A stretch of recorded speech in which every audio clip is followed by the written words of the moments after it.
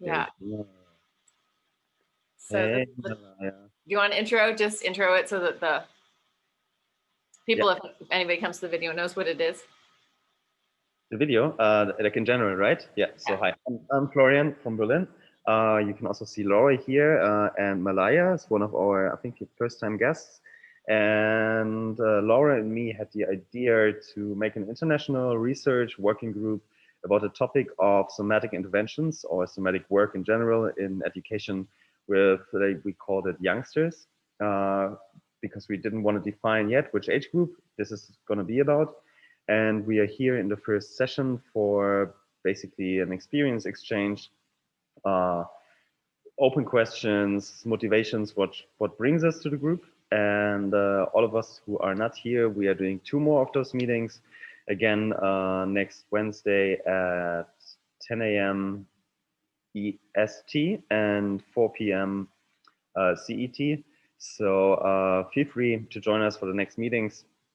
This group is supposed to be open source, open-minded, and just there for people who want to exchange experience, who worked a lot of children, but also for people who say like, wow, maybe this is a field I should get in touch to. Yeah, so this is pretty open. Great. Hey, Malaya. How are you doing? Hey, nice to meet you both. Nice to see you again, Laura. Florian, nice to see you for the first time. Hi. Also opening our sheet, so I will make some notes about what we are saying directly in the Google Doc. For all of you who are seeing this the first time and who might have access to the Facebook group, there is a Google Doc which speaks about the agenda and the motivation of this group and also about the meetings. We are in the official session number 1 right now.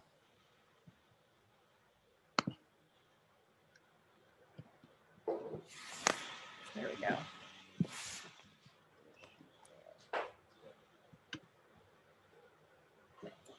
Okay. Wait a couple more minutes before we start officially, or? Yeah, I mean, what do you want to just talk more since you just came from that? So Florian just came from a workshop over the weekend that Martha Eddy had put together, and it's pretty interesting, dealing with a lot of issues of working with kids in many different ways. Do you want to talk at all about your takeaways from that, or I mean, you already did, but you can also repeat it for the recording. So I'm in the DE program, the Dynamic Embodiment of Martha Eddy. And she has put together an intensive workshop on the topic of working with children and teenagers. And so there was a manifold offering of perspectives of experienced practitioners who have shown us basically their approach to the work. And it started with Susan Bauer speaking about the work with teenagers, especially also approaching why she works with teenagers. And it was also a lot of going into experience. Then we had different approaches from people who work with children with certain, let's say, pathologic situations, either because their parents were drug addicts when they were in pregnancy, or the children had some incidents, accidents, are victims of bullying, are not able to connect with their same age group, or simply people who came to bring their children to movement classes for the joy of movement.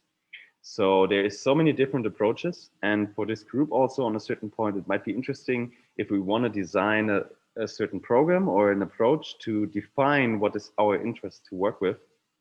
Because the approach you take on does definitely change and adapt to from the design of the setting, from the duration of the work, from the connection to the caregivers, which is one of the biggest outcomes of this weekend for me personally, is because you are not the person of trust and the person of connection for this child. You will only be the person who gives some interventions, some ideas, some inspirations, and you need to speak with both the caregiver and the child, or the teenager, or the baby. Both need to be working in like hand in hand, because with like 1 session a week, only with you, it won't have a big impact. Yeah. He is joining us.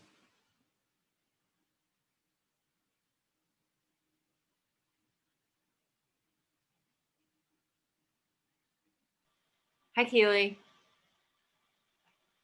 We're recording this session, and we're just talking about what where we're coming from and what we're interested in. Florian just did a workshop with Martha Eddy that had a lot of different people speaking and talking about different interventional programs. So Florian, do you want to start and talk about what, like in your perfect dream world, what would be the program that what age group would you be working with? What would be the issues? What would be the structure? I know that movement for enjoyment, movement for the sake of movement is, do you want to talk about your interest first? Movement for the sake of movement is just like, so it's philosophical, you know? Also just my motivation why Laura and me had the idea to start this group is that I learned, or I engaged with somatics in the matter of somatics as I got them taught, or as like the movement in the sake of movement when I was 27. I came to the Somatic Academy because I worked before, after studying communication science, in basically spreading ideas was my main thing. So either in social media, in event management, in demonstrations, in political campaigning, this is what people got me in for, you know, because they had an idea, they had no idea to get out to the world. So I was pretty good in spreading these ideas, and then I turned more into like creating campaigns with a certain goal of getting people to a demonstration or having like a big group of people working on one topic. And if it was the demonstrations, if it was the corporate world, or if it was just like more or less the leisure part, because I also did a lot of parties simply, I always saw that the body is so fucking used. I still use fucking now. But it's like the body is like we're squeezing it out so much, and we're giving it just enough food and just enough pleasure so it can keep on functioning. And I did the same with my body. And I was like 28 when I was like, listen, stop. This is not going in the right direction. It's like, I'm going to the gym to look good. You know, I like to have the appearance of like, yeah, this is a healthy body. But then in the other way, I'm like working so much that I'm so exhausted that I need half a bottle of wine to go to bed. And then I'm waking up hungover, but I know I have to function so good that I'm like drinking coffee to be awake, you know, that then I'm going back to the gym, but just like to have enough movement that I'm like a bit of satisfied. And I was like in this I don't know if you say tunnel or whatever it is. Cycle, yeah. And more like an upward spiral, actually. I was like, there must be something more to the body than being fed, having a bit of fun, and sleeping. And so I engaged with the Somatic Academy, and I can say it changed my life in any way. Also the way I engage with situations, the way I engage with people, the way I have my view on the world changed through this. And growing up in Germany, in a good situated family, but as a gay boy, queer boy, always looking at my body as something that has to be improved, optimized, not good enough, not skinny enough, not muscular enough, not this enough. You know, I wasn't brown, I wasn't tanned enough. So I went to this, I was like, just most likely, it was one perspective, which was like hunting me more or less. And additionally, I was not good in sports in school. I wasn't fast, I wasn't coordinated because my brain was so busy with other things that I couldn't listen to what's coming from here. And all through my studies, and my studies are apparently still going on since I'm I added the program with Martha, I am seeing for myself how more satisfied and more peaceful and befriended I come with myself, and how this changes my ability to act in the world. And so my idea is, how can we as somatic practitioners or educators or dancers, how can we bring this to the upgrowing generation? Because it would have literally saved me from substance abuse, like also like just like this like abuse of myself mentally. Yeah, Lindsay. And how can we or what do we have to do to bring this work to the generation to come? Not as an intervention, but as a possibility. I like that. We talked last time about movement not being something we're going to fix the problem, but as sort of more of an integrated approach. And Florian spoke to that a little bit earlier about how important it was to not just be meeting with your class or your group once a week and being this facilitator, but having the parents on board, or the caregiver, the relationship between the caregiver and the child coming into the mix and being on board for what this learning is. Thanks, Florian, that was great. Since I'll speak next. So I have been a dancer my whole life, and a very unconventional dancer, and certainly an unconventional person who has never actually been like a fit into a group type person, but more of a satellite type person, going from this group to that group to this group, able to fit in, but never really desiring to be so subsumed by one thing. So like I describe myself as a maximalist. I dance, I paint, I do Laban. And I was lucky to go through the Laban program in my 20s, and I'm in my 50s now. So, and I was studying a lot of different ethnic styles of dance and ballet, and a very big variety of movement, from capoeira to later on salsa and hustle, and always maintaining a flow of ballet all along, just as like, okay, that's going to keep my body sort of even. And I have a contemporary ballet company. So the somatic piece, I think when I started studying Laban, like that landed for me and became a resource and a means of being able to continue moving for a very long time, healthily and with pleasure. And also, I think that early on for me, I was able to go, oh, this feels good to me. Yes. This doesn't feel good to me. No. So like the fact of discernment through doing the somatic work. And also like in Laban, there's this balance of exertion and recuperation. And like that is always something that needs to be, there are a lot of sort of major themes in Laban that if you start to really take them in and play them out, it matters in your life. And it gives you a perspective on not always driving. Having said that about being like in our society of do more, work harder, work faster, I have been always very driven because I'm a speed demon and I like to move a lot. So it's like, there's always that anyway, because it's part of my pattern. And so coming back into more like stepping back, coming more into more recuperative patterning, and even like movement patterns that just recuperate. Like if I'm doing this all the time, maybe this is the recuperation. Maybe I need to find some circles and some spirals as opposed to this action, forward, backward. I'm saying this in really bizarre terms, but so my work with kids has been teaching in elementary schools, in high schools, in colleges, in music schools, and in like dance schools. But usually I'm able to teach, and also teaching for the Laban Institute, teaching their intros.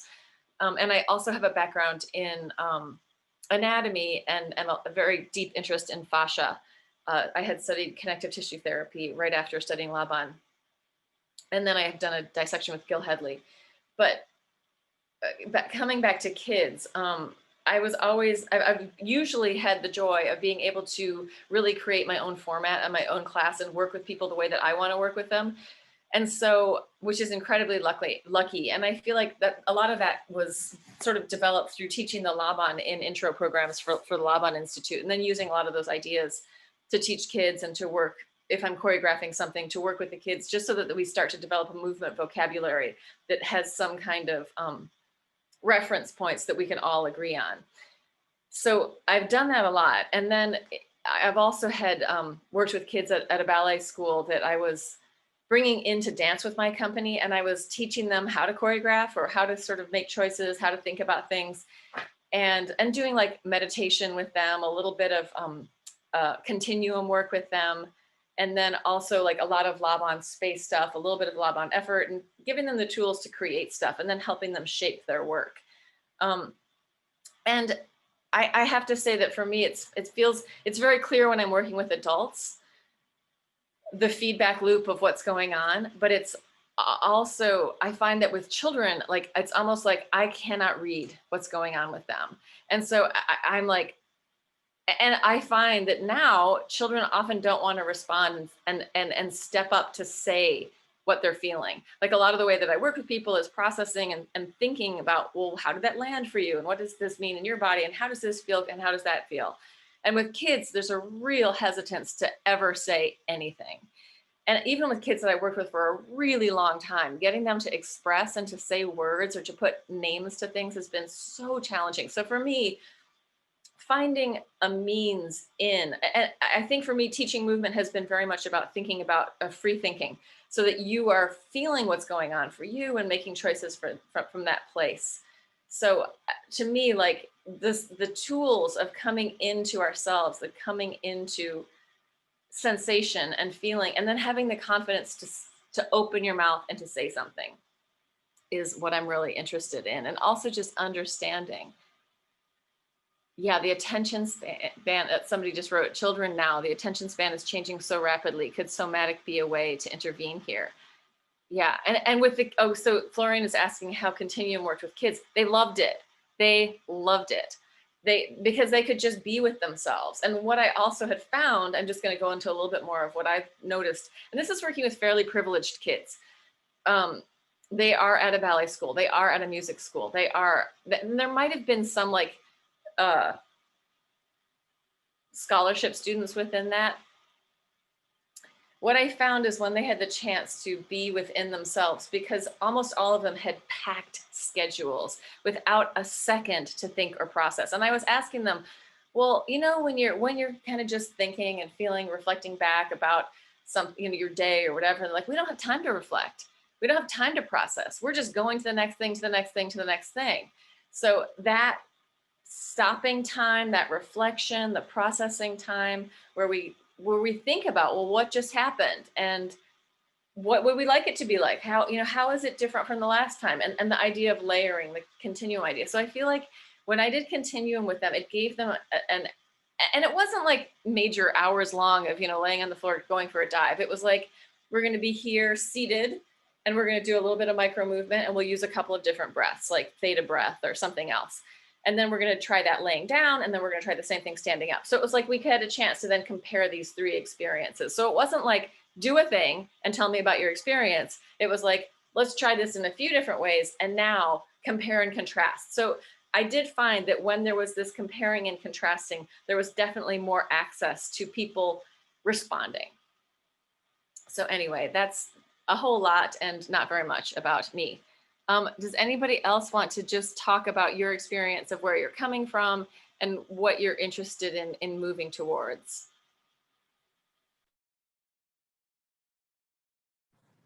I can go next if you like.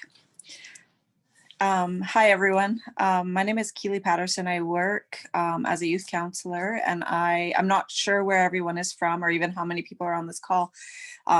I apologize, I was late. I had to run my little boy to school. It's morning time where I am. I'm northern, kind of central Canada, so right on the Manitoba-Saskatchewan border. I work as a youth counselor, and I recently went on stress leave. So it's interesting because right now I'm healing. I worked in a very toxic work environment, so it was abuse in a sense. Well, it was definitely. And so right now picking up the pieces, and I wanted to join this group because I followed the embodiment conference. So that's kind of how this kind of came to be. And everything that has kind of been coming my way lately has been around movement. I'm very, very passionate around trauma. My background is attachment trauma. Yeah, it's a really important thing.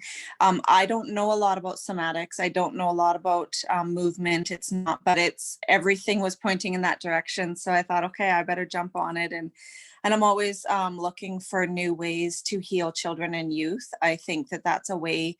Everyone carries trauma. Trauma is a thread that binds, and I think that we have to repair that trauma. It's our responsibility to repair our own trauma. Which is kind of my background. I healed along about 10 or 15 years ago. I'm 39, and I healed a tremendous amount of trauma. I got very, very sick. It's a very long story. I've started a book. And I won't go into detail, but it's that has led me in my different paths of study. I've studied self-sustainable holistic wellness with my doctor who cured me. She's a homeopathic doctor, was from the medical world, and then she went homeopath. so it's interesting. I have all these little, I've gone this way and that way, and it all is very connected, and that's a really neat thing. So my vision is to create a center where we live, a healing center. I worked in an agency for domestic violence against women and a community organization, and we're not set up to heal. We're not set up to talk about the right things. We're not set up to do the right practices. And at the end of the day, we end up re-traumatizing the people who come to seek help. And it doesn't matter. I worked very closely with RCMP, which is police here in Manitoba. I worked very closely with Child and Family Services on multiple cases, and every single agency or organization or system or institution is set up in the same way. And they're, at the end of the day, I don't believe they're set up in a way to actually heal. So it's this time for me, I'm doing a lot of healing for myself, just kind of undoing what my director had put on me. I may go back, I may not. I want to create my own center. I want to train my own staff. I want my staff to be trained in attachment and in relationship and connection. And I want to bring different healing methods to the North. We have Addictions Foundation of Manitoba to work with addictions. We have, RCMP to work with justice. We have domestic violence shelter that's creating abuse with internally. Like, it's just, so I want to bring different stuff, kind of a private kind of organization. And so I'm looking to learn. I'm looking to meet new people and learn and see what's out there for my own healing. I believe that we can only take our clients as far as we've gone ourselves. So, and that's how I've been successful with my clients. My latest training has been with Dr. Gabor Mate with Compassionate Inquiry. I was in the first cohort of that, and it changed my life. Before that, I never realized that the body held onto things the way that it does. So yeah, I would love to study internal family systems and somatics. I don't know if I'll get there, when I'll get there. I do believe I will get there, but I don't know when. So that's me. I'd say you're there now. You're in, you've started. Yeah, great. Thank you so much for that, Keely. Yeah, thank you.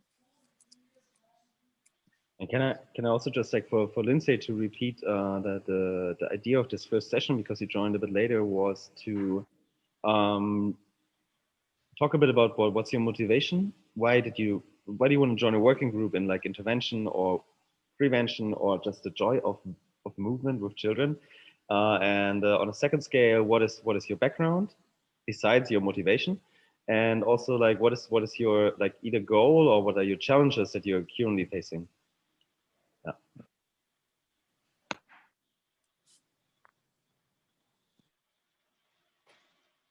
Malaya, Lindsay, either one want to go next?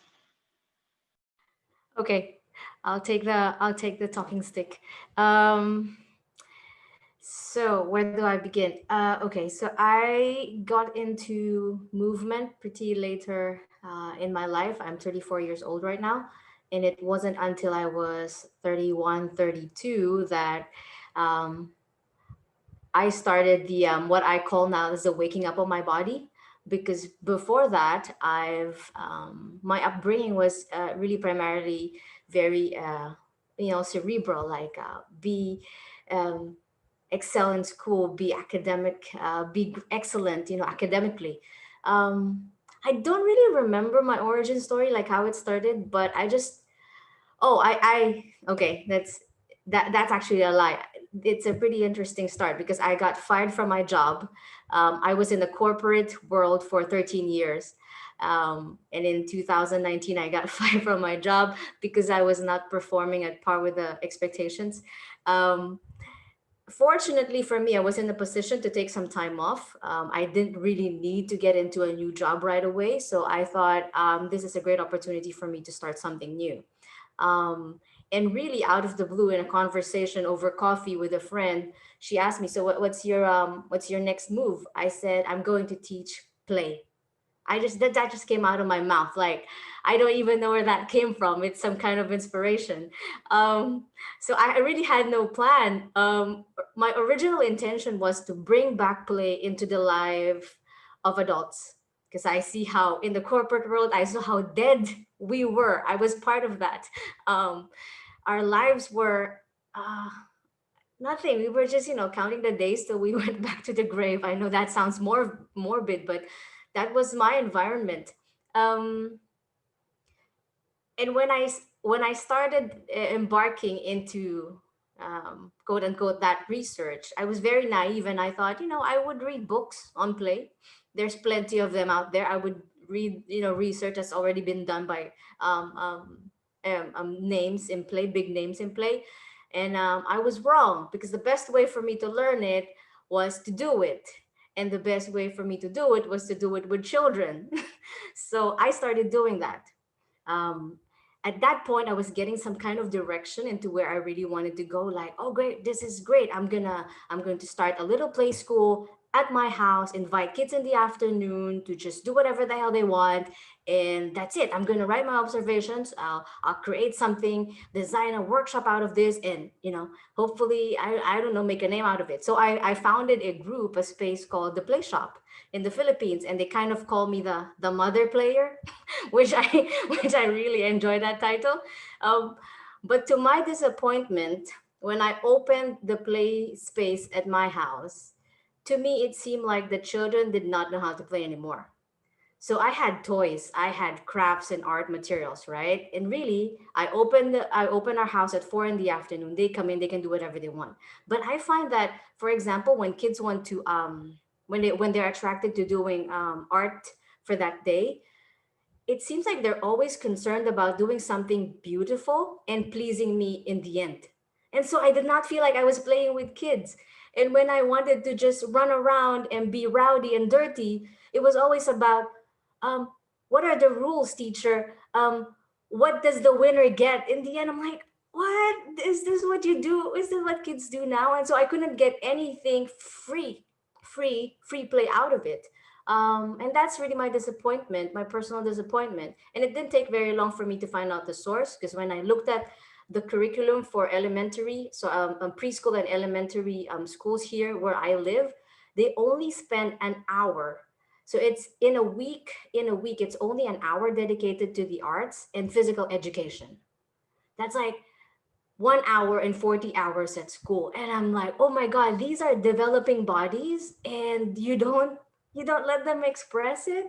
So when that happened, I felt kind of stuck. Like, where am I gonna get my data?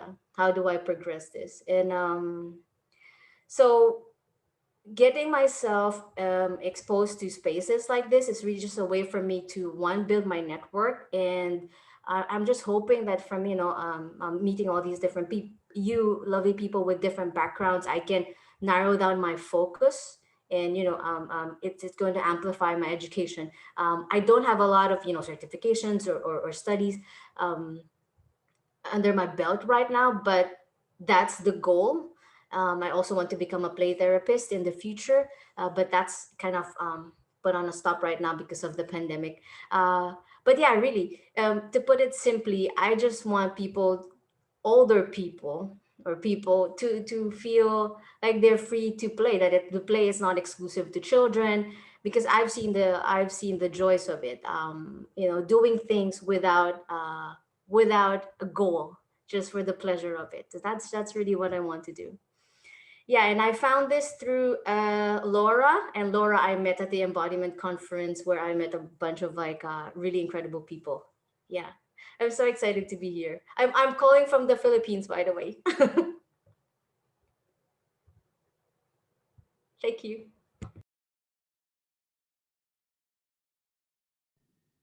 Good morning, guys. I am calling from Ontario, Canada, and I've been a massage therapist for 18 years, and I think I'm transitioning out of that.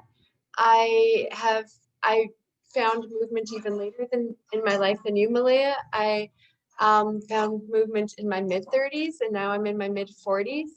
I'm in the middle of a dynamic embodiment program with Florian, and I've done a little bit of Laban, and I'm actually doing a little bit of space, although I dropped out over Christmas and haven't restarted with Laura on Thursday at lunch. Need to remember that. My interest in this is we just did, like in the dynamic embodiment program, we just did a weekend of working with children and a little bit with teens. And I hadn't thought about working with teens or children before. My thought was always that it would be with adults, but now it just like arose in me questions like, oh, this could be a different direction. And I'm not sure if I'd need additional qualifications to do that and that sort of thing, but it's something that I'm just wondering about. So that's why I'm here. I'm also a mother of a 14-year-old, and I'm looking at how might I parent him a little bit differently, or how might I be a little bit of a better, different space holder for him as he flourishes and grows, all of that. So yeah, that's me. Thank you.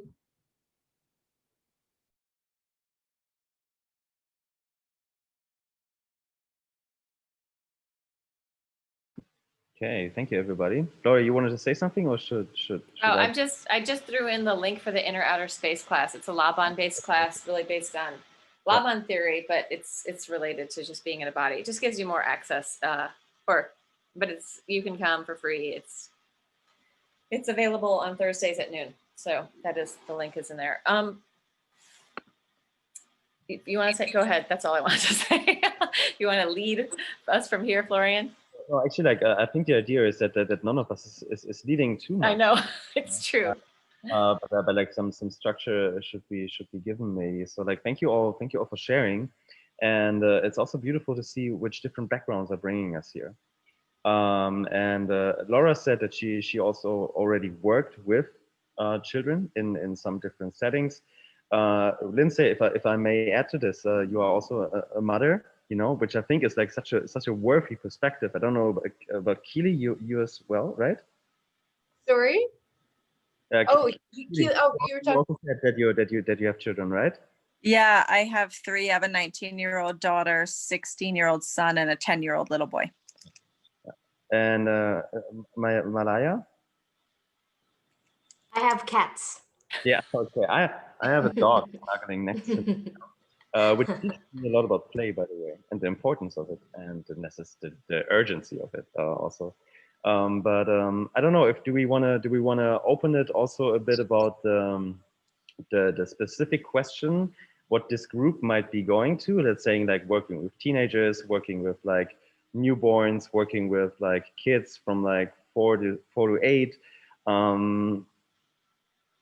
This could be an option, but also maybe one thing that we could speak about is like in which matter we think that there is like a special challenge in transmitting our work that most of us have done from adults to children, which is one aspect. I could, for example, mention just briefly that like I've been working for sure in my studies just with a very close circle of my co-students. Then we opened this up a little. Then I've been mostly working with, let's say, with adults from like maybe, let's say, mid of their 20s till mid 60s. 80% women, very interesting. Although I do teach at a queer space for gay men, a safe space for queer men, that's the right perception. But I know the group there very well, and I've been working in some different movement settings in places, movement spaces, which are especially for women, and had a really good flow there. And the youngest that I've been working with is about 14. And in that special case, we are talking about queer teenagers in Poland who've been kicked out by their parents because there's no support systems. There is like nowhere to go. I don't know if you, most of you are on the other side of the Atlantic, know about the situation for queers in Poland. It's getting really rough for them. Only 8 out of 10, no, only every 8 parent couple is accepting a queer child there at the moment. So if an 11-year-old, if a 14-year-old, if a 16-year-old is like outed by choice or by the society, they're usually just put on the street. And I've been watching this over a couple of years. I've been doing queer activism myself. And then was in August that I went there for the first time, and I spoke with the local activists and said, like, how are you dealing with them? And it's literally like those teenagers are moving into some other teenagers' places where they have a liberal parent, where they have a liberal surrounding, or they're moving in with other activists. And I said, like, it's like, okay, let me just come and work with you a bit about resilience, checking in, you know, seeing where they are, and also understanding what is the need. And since then, I've been there a couple of times. I've been working with one city on the German-Polish border, and now I got a call from Warsaw to continue this work also in the capital of Poland, which is a beautiful thing. But I'm like, I had in the beginning, I was like, it's like when I knew that the youngest person is 14, I was like, you know, it really freaked me out, because I know teenagers also around me, and I keep on running into them. But I don't have children. Like the youngest person in my family is 20 now, because me and my siblings need to produce children apparently. But also, like I had a kind of like really, I was frightened to how to get engaged with this person. And I just said, like, I will not pretend to be any more, any better, anything else, you know. I just said, I'm going to meet them on the same eye level. I was like, I will just say, like, I'm Florian, who you are, however, how older you are, it won't matter to me. I'll meet you where you are, and I'll give my best to do so. And this was very helpful for me. And it designed a very intimate atmosphere. And I might say I might worked a bit more gentle, although I'm not ungentle when I'm not working, but I was a bit more careful with the choice of my words, and might be also given the general setting we have been in, that I know they're coming from a place with no support. And especially because we wanted to go to a place like where bad experiences might stuck them or like hold them back from opening up. Yeah. So this is my background and my prior experience, and my challenge also. It's like, yeah, well, how do we get this barrier away, somehow this inner barrier? Because in the end, it was just like working with anybody else. It's just that this person just happened to be on Earth for 14 years. And it might be the same with even younger people. I have found that just in working with anybody, just treating people like they're people, right? And like whatever it is that you're doing, like they're doing, like, I don't know, not the lack of separation of I'm this big expert and I know all this stuff, and like the ego hierarchy, but like really coming in and with honesty of like, I really don't know what to say here. Like I, you know, with the truth of your truth is more effective. And I think it's what you're talking about, just meeting people where you are, you know, maybe is more important than where they are, like in a sense, like this is, and I think that's the key of the somatic work is going, oh, well, this is what I'm feeling right now. And being able to come from that place. And even just saying that, like I put my hand on my chest, I'm talking to you guys, I'm like, oh, it slowed me down a little bit, right? I come back in and then I can look at you guys, I can take in the group when I'm in myself. So that access. And I think, and it's slowing me down even more, I think that this is such a huge key, is that coming into ground. And I feel like it's something that is just an eternal work, right? It doesn't ever finish. Like we always can land a little bit more with our feet on the ground and with our sense to the earth. And then as we're landing in that, it's much more easy to be with the other people or see where that is. I don't know why I'm saying this, but just in the somatic world, it seems to be all of the continuum people, well, I was going to come here and do this, but now I'm feeling that. So here we are, you know, it's one of those. Anyone want to speak to that? I will. Florian, when you were explaining that, I teach or facilitate Circle of Security, which is an attachment, it's a parenting program.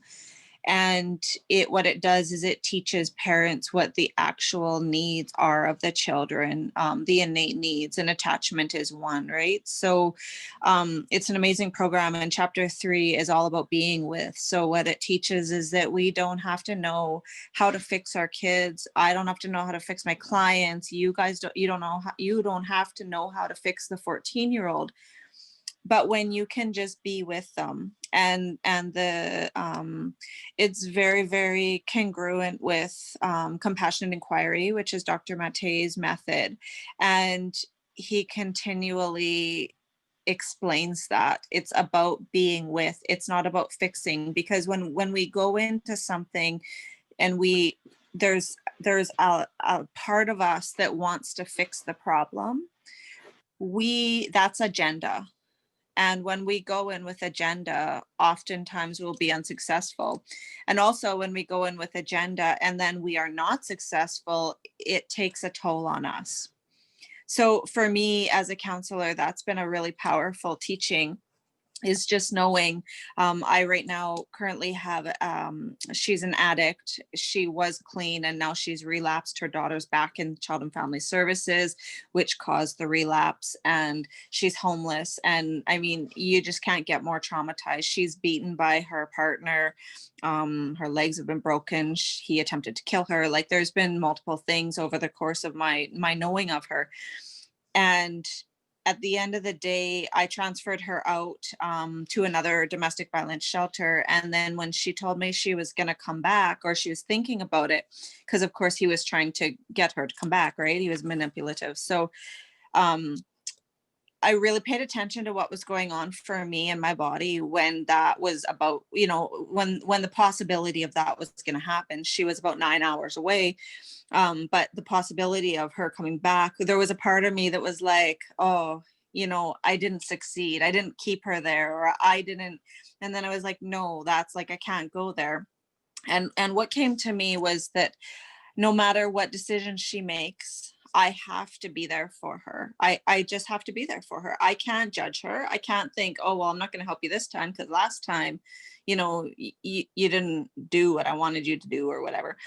So it's interesting, my relationship with her now, it mainly consists of me messaging her and just saying, you know, I'm thinking of you, let me know. She's not ready to get clean right now. And I said, well, I said, you'll do it when you're ready for it. So it's just interesting. But at the end of the day, being with, she recently told me that I was the biggest support she had. She's 25, and that I was the biggest support she had in her whole life. So being with that's, I always go back to that. I don't have to fix them. I don't have to fix anybody, and neither does anyone else. We just have to walk alongside them while they fix themselves. Thank you. Yeah, in one of the poetry sessions from the embodiment conference, it was the panel on poetry, and I need to look it up and see who it was that said this, but they were talking about bearing witness and being a witness, and they changed the witness to a witness, to be with. And I just like that, witnessing, seeing, and also withing, being with. So just to bring that language in here, because I think language is one of our concerns as well. Yes, absolutely. And it gives us confidence to know, like for Florian with a 14-year-old, it sounds like you have more confidence now, Florian, to, you know, working with 14-year-old was maybe a little bit scary or unknown, but now there's more confidence to, when you don't go into it knowing you have to fix something, right? There's just, it seems a little bit less daunting maybe. Also for those of you familiar with different certain practices of body work and somatics, a lot of the authentic movement approaches grab here, like the witnessing, the witnessing, you know. And even when you're doing authentic movement, just maybe for the ones of you who have not been in touch with it yet, it's basically you have a circle, but you can also do it one-on-one, and you encourage as a practitioner or as a caretaker in that second or in that moment to have the people really expressing the movement that comes, without it having to be beautiful, without it having to be understood, and without it to have any goal. And it can be just rest for the time being, you know, but it's witnessed, and it's witnessing it. And there can be communication about it after, in the most different settings. It's just like, this is the key, you know, it is happening and somebody else is noticing it. And it is the most empowering thing. There's nothing to be fixed. Let it be first. Yeah. To be understood, to be seen, and Yeah. I just want to take us back because I don't think Keely, you can see the chat. Because are you on your phone? It doesn't matter. I But I know, am. yeah, you didn't see Yeah. how many people there were. There's only 5 of us on this call. Okay.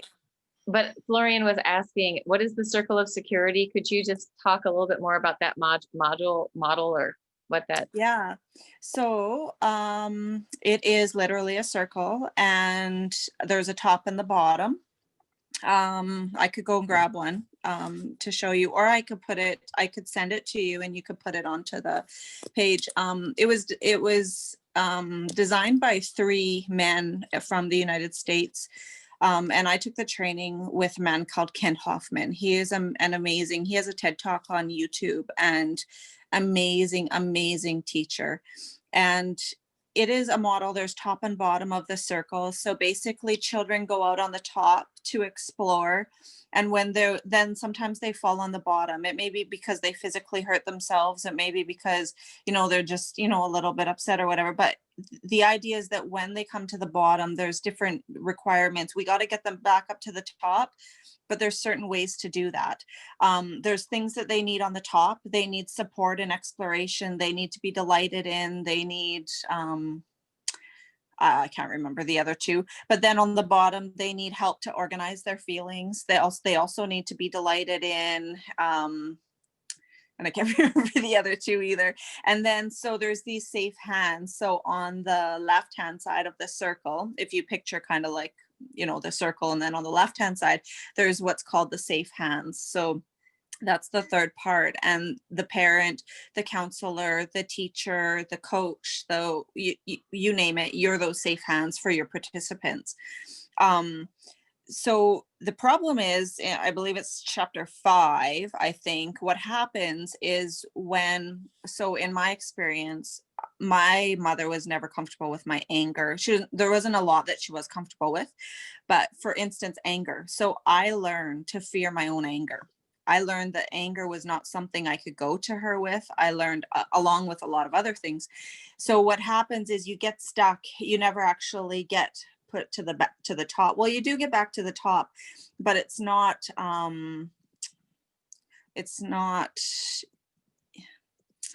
I don't know if heal isn't the right word, but you kind of get stuck there because you sense that your caregiver is not comfortable with their emotions. So then there's no possible way that they can be comfortable with your own emotions. So you learn to kind of not go to them with emotions. You learn to hold your emotions in.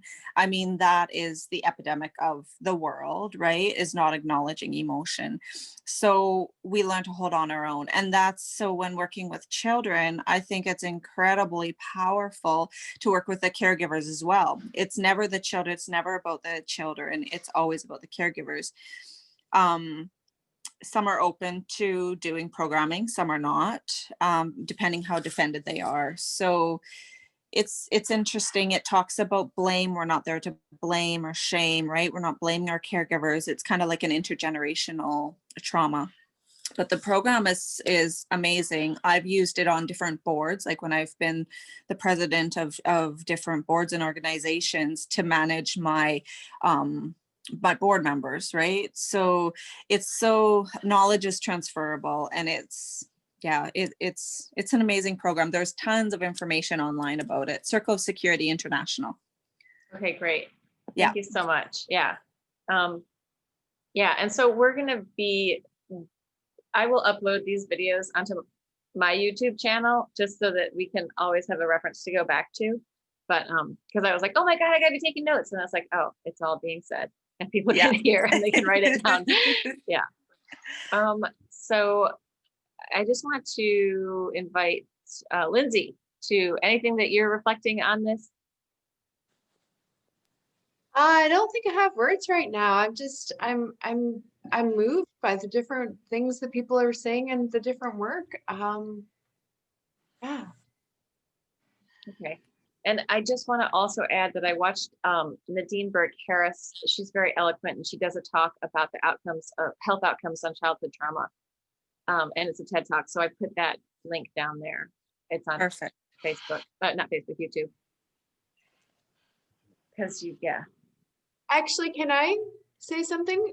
One thing that comes to mind repetitively with some of this is support. Like, and I look at our culture, and that there might not be a real place to work with this in this discussion, but I feel like our culture is broken in the way like nuclear families are expected to, or single parent families are expected to kind of hold all of the stuff and like manage all of the stuff that is required to raise children. And I mean, yeah, so it's taking out the direct parent-child relationship and into like where I just like to imagine different cultures where there was more interrelationship, more support, more, you know, maybe more grandmothers and aunties and a circle of friends that, you know, were relatively healthy and all kind of traded off and helped each other and that sort of thing. I don't know if that fits in here, but it's one of those things where I think, yeah, like I've actually recently quit working just before Christmas. I've been a massage therapist, and part of that was COVID related. Part of it was also I'm in this program, and I'm a parent, and I just look at how much can I take on. I'm a single parent, and I'm like, how much can I take on, and how much, where are my limits? And so Yeah. yeah, self-care is a big thing, and finding my own joy is the resource for giving and that sort of thing. Not sure if that exactly fits here or not, but those are my reflections. It totally fits here. And I want to tie that into what Florian was saying. I want to tie it into a couple of things. One is what Florian was saying about these kids in Poland going to live with other families or living with activists. Like it is the larger community scope. And I feel like in a weird way, like it is what this group is really about, is starting to create that larger community where the needs are being met from somebody in the Philippines, from somebody in Ontario, from somebody in Germany, you know. And just to FYI, I'm in upstate New York, but also this family situation. So my mom grew up in Winnipeg, Manitoba, and one of six, you know, and poor farming. Her father went to World War II, even though he was too old technically, but he somehow, like as it got later and later, they were taking more and more people. So he was gone for a few years. But my mom had, and of the six kids, she's the only one that went to university. There were 3 boys and 3 girls, and like became sort of more successful in the world as we would see it. Then traveled, worked in international health, did all sorts of stuff. And I really have to say, she would go over to the neighbor's house and they would give her tea and make a fuss over her. Like all of these different confidence building tricks that she sort of benefited from, where another one of her brothers was schizophrenic.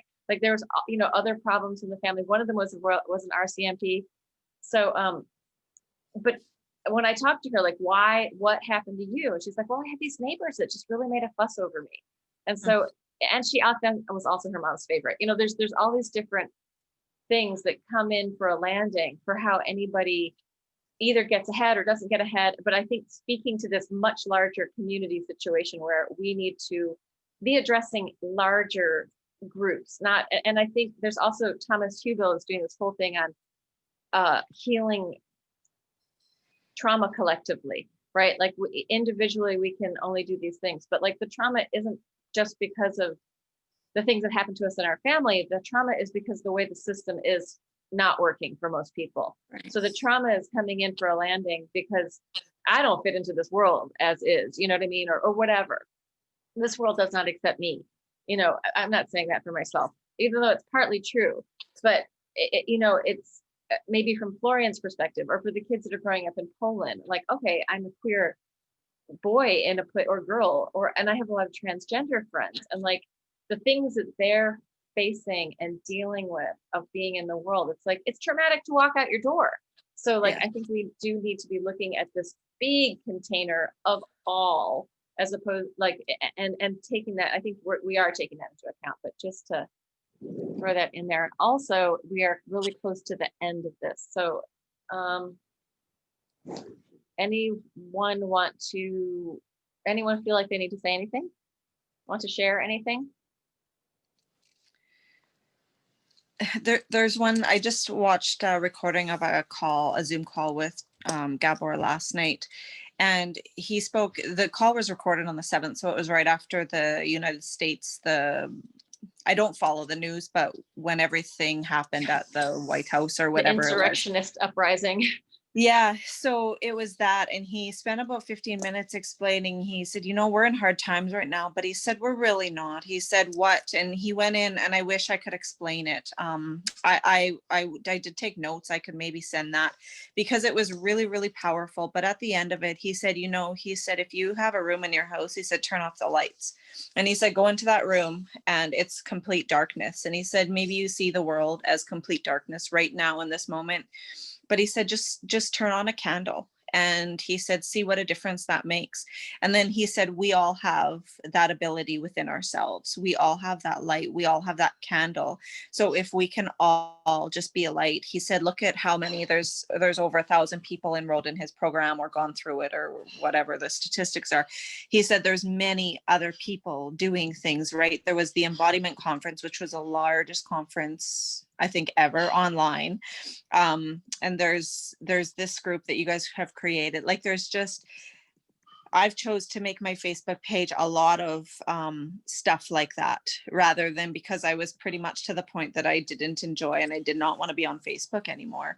And instead I've chose to follow. And then once you follow one thing, it's amazing, it's not amazing. It's the way that it works, but so many different things pop up, right? Similar to it. So yeah, it just, I don't know, that was important too. Yeah, I mean, ultimately, if we look at the world, most people have water, most people have homes, most people have clothing. Like it is way better than it's been many, many times. Yeah. And these and I think the lights of these communities, these like intentional connections where we're making our choices and we're meeting with people that are also bringing forward like really integrated, conscious, heart-based work. Yes, he also, one other thing is that he was working with another person on the call, and what he had explained in that was that he said, if you create space for yourself, it was a family, connection and or disconnection, I guess. He said, if you create enough space within yourself, if you heal your own, because it's your own responsibility to heal your anger and your frustration and your shame. And he said, if you heal that and create enough space, he said, the odds is that your brother is also going to then be impacted by that, because you're creating the space. So and that, for me personally, that's where I am right now, is just creating space. I need space, I need silence. And it's if everyone does that, or if a multitude of people do that, I think it's good. Thank you. Yeah, great. I think Malaya also wanted to say something, right? Or just let me put this in maybe as an agenda for the next session, and also as a call for everybody who's going to watch this and who wants to also contribute to this, because it's going to be also on the Facebook group to rewatch, and for people who couldn't join us, it's like, let's create space. Isn't it a beautiful call? But how can we create these spaces, and what ingredients do we have to go? And this is also, when you go to our sheet about this group, one of the main questions is like, how do I get the right portion of containment, but also space for evolvement? Right. Because we don't want to run them through like a pre-structured class where we know where it's a cookie cutter style, like we all do this all over the world now. We want to meet them where they are, we already agreed on, and give space. And what containment is needed? Maybe this is a nice call for the upcoming session. Yeah, how to build this, how to create the safety, this space of safety. Malaya. Oh, go ahead, Lindsay. Do you have to go? Malaya goes first. I was just going to talk to you. Sure. Okay. Oh, thanks. Yeah. I just wanted to share one of my challenges and say that all these exchanges is really firing up my belly. I feel really excited for like the direction we're going, but at the same time, I also, to be honest, I'm feeling a sense of overwhelm, because the more we share, the more I'm realizing the problems I have here within my immediate space around the work that I want to put out there. My biggest takeaway for today is play as witness, like the word you shared, Laura. And as ironic as this sounds, one of my biggest challenges is really being taken seriously, especially by parents. I don't get a lot of participation in like my creative movement for kids classes, because I find that parents most parents are expecting like instruct their kids to be bombarded by instruction in sessions. They don't want their kids to play. So I maybe get one or two, but they don't really come back. Or in when my play shop at home was still open, I would get parents coming up to me and saying, why don't you teach reading and math instead? Or here's my kid, we think he or she has a problem because they're always hyper, but they don't let their children be. They just it's like they just want me to fix something, but we don't even know what the problem is, or if there's even a problem in the first place. Yeah, and so I'm just sharing that, but I also feel really good knowing that what I experience is also experienced by other people, and that my challenges are not isolated. Yeah, so I just look forward to progressing these conversations, and hopefully in the end I can find a better way to PR PR play into the community here. Thank you.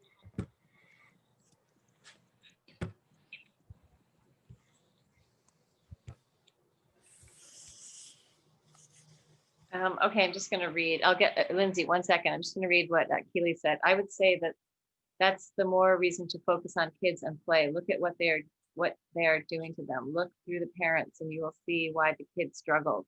You are on the right path. And I wrote creating a social tipping point for these values, where suddenly it's like, oh, you don't want your kids to have too much ADHD, then let them run around. Like they got a lot of energy. It's got to happen.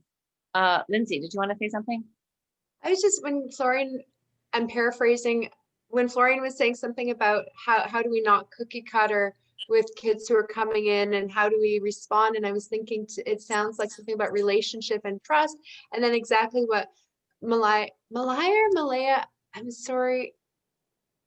Malaya, you're right. Malaya, thank you. What Malaya said about play is, or these different things that are interactive and attentive, they're mutually attentive, and they just build relationship and outcome, or not outcome, they build relationship, and that is, I guess, the outcome, or there isn't need to be an outcome. They build the circumstance.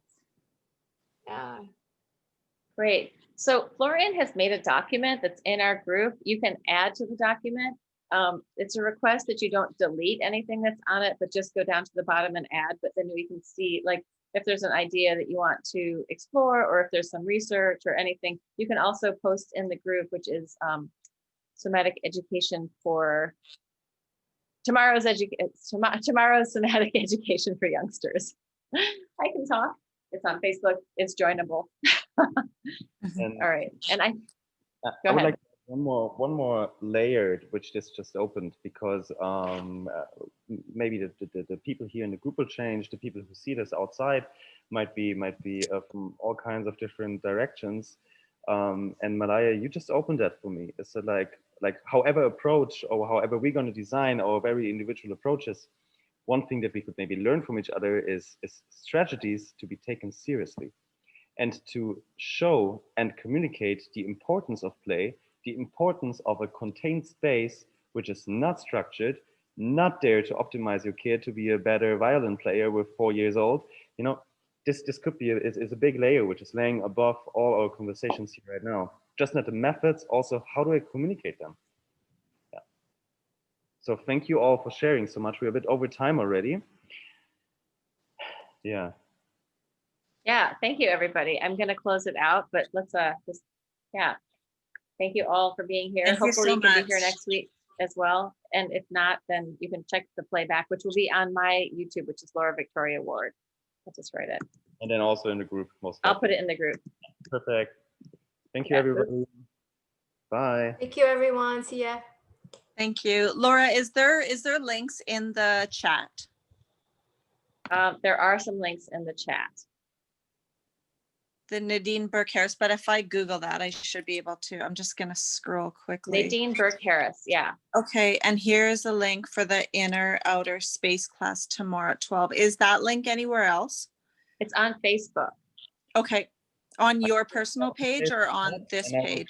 Yeah. Important contents of it into the Google Doc then in a little review about the meeting today. Did you save the file? Okay, cool. All right. Perfect. So yeah, it'll be there. Bye, everyone. Perfect. Great. Thank you guys. Good to meet you guys. Nice to meet you too. Bye. See ya.